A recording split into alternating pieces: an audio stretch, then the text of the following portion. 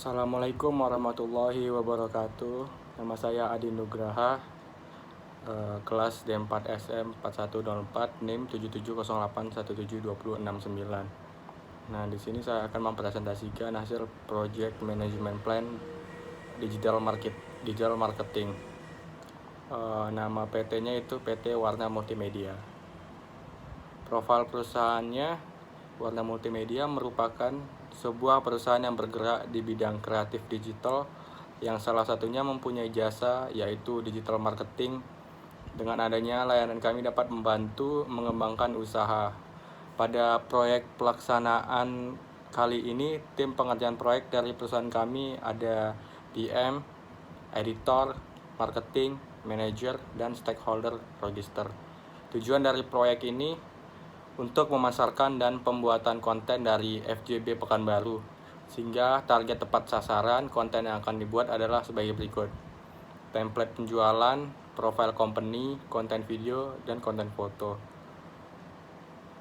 Kemudian bisnis objektifnya, faktor penentu keberhasilan dari proyek ini, pertama itu komitmen dan dukungan dari tim proyek. Kedua, komitmen dan dukungan dari pihak manajemen.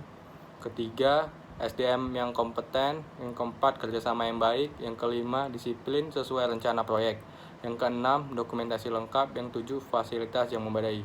Kemudian keuntungan yang diharapkan dari proyek ini, perusahaan dapat mencapai target market, brand awareness, engagement, serta konten yang berkualitas. Nah, kemudian adapun kontennya itu ada konten sejarah, kuliner, wisata, bisnis, template, profiling, sama video. Kemudian untuk estimasi biayanya sebagai berikut: ada test name, kemudian duration, resource name, dan cost.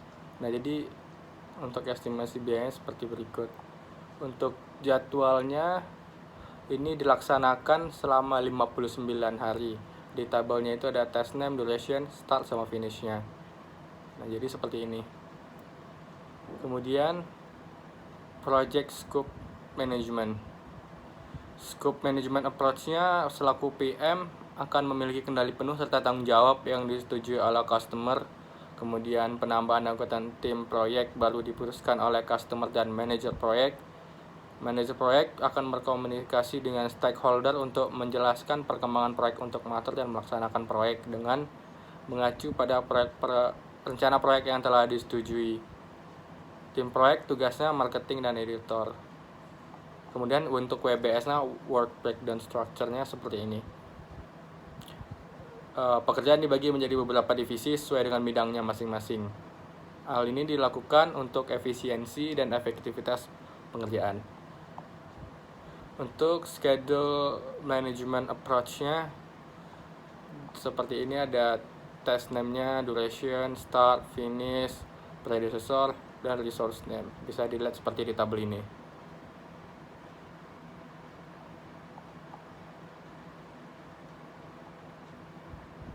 Project cost management.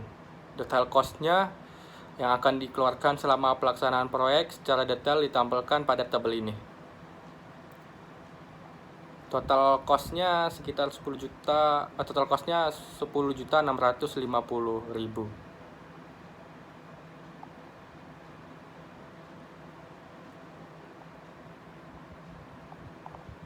Project quality management, untuk quality assurance-nya ada error, frekuensi, kumulatif, sama percentage. Penjelasan errornya itu target yang tidak sampai atau salah sasaran, kemudian konten yang tidak menarik, warna yang tidak sesuai dengan target market, sesuai dengan ciri khas platform, dan kurang menariknya warna, dan yang lain-lainnya seperti keterlambatan post konten serta caption yang kurang menarik. Quality control-nya itu ada komponen, standar kualitas, kriteria keberhasilan. Untuk komponennya itu ada 3: biaya pengerjaan proyek, waktu pengerjaan proyek, sumber daya manusia yang digunakan.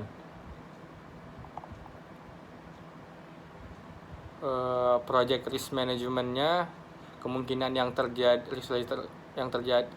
terjadi pada proyek ini bisa dilihat seperti tabel ini ya. ada kegiatan risk, probability, impact, risk level, sama indikator. Nah, jadi setiap kegiatan ada risknya, probability-nya, impact, risk level, indikator. Jadi seperti ini. Nah, untuk risk responnya ada risk, trigger, risk owner. Untuk risknya contohnya seperti PM atau pihak karyawan, bukan customer yang berhalangan datang ya, pihak dari internal stakeholdernya seperti project management ataupun si pihak bawahannya. Triggernya ada keperluan, maka risk ownernya itu bertanggung jawabnya ke PM. Jika kontennya tidak disampaikan, ke editor. Komputer yang digunakan rusak, ke PM. Project manager tidak kompeten, PM. Kemudian dokumentasi hilang atau korup, sama PM-nya. Project procurement management. In definition, dalam proyek ini membutuhkan beberapa pengadaan yang ada software maupun juga hardware. Nah, rinciannya sebagai berikut.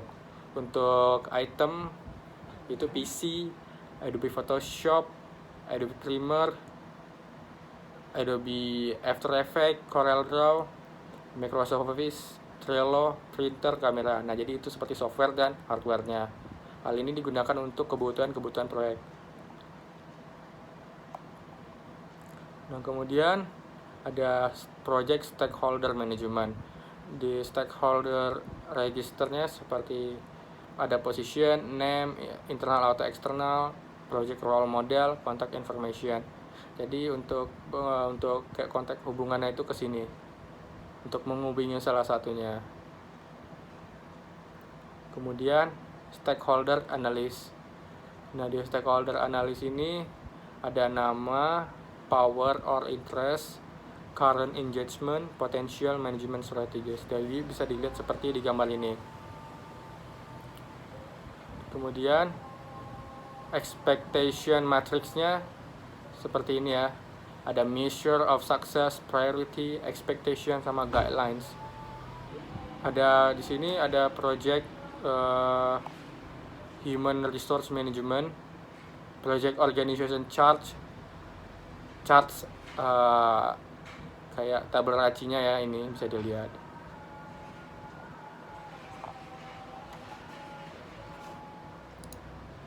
Nah, di sini bisa dilihat ada Gantt chart sama kayak project listingnya.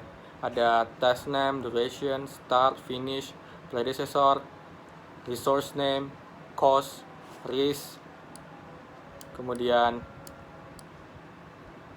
probability, impact, risk level, risk warning indicator. Nah, di sini ada project initiation. Di project initiation ini ada membuat project charter, bertemu klien, tanda tangan kontrak. Kemudian ada planning. Di planning ini ada menentukan tim proyek, mengembangkan rencana proyek, mengirimkan rencana proyek, persetujuan rencana proyek. Kemudian ada project execution atau listing kontennya. Listing kontennya, membuat konten sejarah, membuat konten kuliner, membuat konten bisnis, membuat konten wisata, membuat konten video, bisnis profile, kemudian editing. Kemudian dikontrol ada pemantauan dan pengembalian proyek pengerjaan, kontrol biaya, pengendalian jadwal, kontrol komunikasi, kontrol risiko. Dan di closing ada serah terima, mengambil dan menyimpan file, dokumen, menutup proyek. Jadi seperti ini hasil presentasi saya. Lebih dan kurang maafnya, mohon maaf. Assalamualaikum warahmatullahi wabarakatuh.